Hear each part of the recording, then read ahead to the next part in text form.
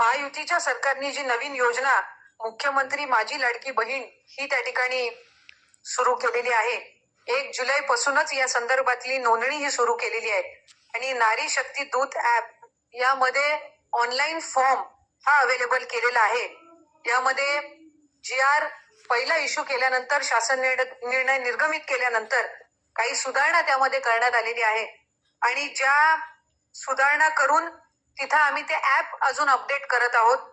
आणखीन काही सूचना सुद्धा आलेल्या आहेत, त्यामुळे त्या सुद्धा या ऍपवर आपण लवकरात लवकर अपडेट करून या ऍपची क्षमता सुद्धा या एका आठवड्याभरातच ऍपच्या ज्या काही सर्व तांत्रिक बाबी आहेत त्या निश्चितपणाने सोडवल्या जातील. या व्यतिरिक्त जिल्हा बँकेतल्या ज्या अकाउंट असतील किंवा पोस्टच्या ज्या अकाउंट्स असतील हे सुद्धा त्या ठिकाणी ग्राह्य धरल्या जाणार आहेत. त्यामुळे त्या संदर्भामध्ये सुद्धा मी अध्यक्ष महोदय आपल्या अनुमतीने या ठिकाणी सभागृहातील सदस्यांना माहिती देऊ इच्छिते.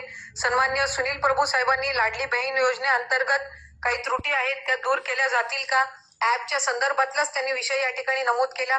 त्याच्यामुळे मी आत्ताच आपल्या उत्तरामध्ये सांगत असताना ज्या ज्या काही ऍप मधल्या सुधारणा आहेत, आम्ही पोर्टल सुद्धा त्याचं डेव्हलप करत आहोत. त्याच्यामुळे पुढच्या एका आठवड्याच्या कालावधीमध्येच पोर्टल सुद्धा हे निश्चितपणाने उपलब्ध असणार आहे.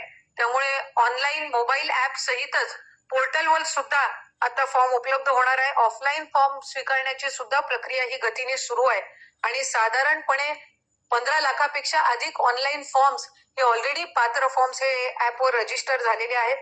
या व्यतिरिक्त यामिनीताईंनी या ठिकाणी भिक्षेकरी गृहामध्ये जी काही कमतरता आहे की या मुख्यमंत्री माझी लाडकी बहीण या योजनेमुळे इतर कुठल्या महिला व बालविकासच्या योजनेंवर काही त्याचे नकारात्मक पडसाद उमटतील का किंवा इतर योजना कार्यरत राहतील का. त्यामुळे ही एक स्वतंत्र योजना आहे. आधीच कार्यरत असलेल्या योजनांवर याचा कुठलाही त्या ठिकाणी